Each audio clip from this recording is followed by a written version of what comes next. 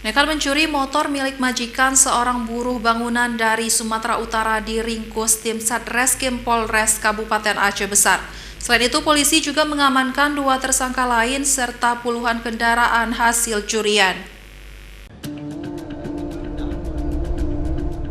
Pilham Azmi alias CAM 40 tahun berprofesi sebagai pekerja bangunan di Kecamatan Kuta Cotgli. Terpaksa harus berurusan dengan aparat kepolisian dari Satuan Reserse Kriminal Polres Aceh Besar.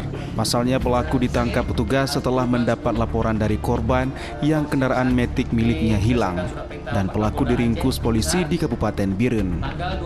Selain Pilham, polisi juga mengamankan 2 tersangka pencurian kendaraan bermotor lainnya di wilayah Aceh Besar.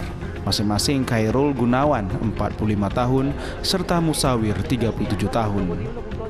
Ketiga tersangka ini diamankan polisi dalam operasi Sikat Selawah 2 tahun 2022 dan para pelaku terancam hukuman penjara paling lama 7 tahun.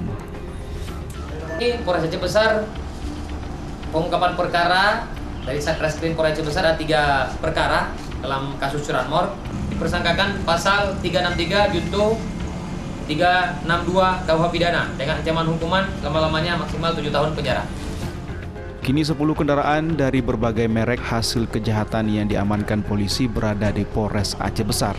Sementara bagi warga yang merasa kehilangan bisa mengecek langsung ke Polres Aceh Besar dengan membawa surat-surat bukti kepemilikan. Dari Kabupaten Aceh Besar, Syukri Syarifuddin, iNews melaporkan.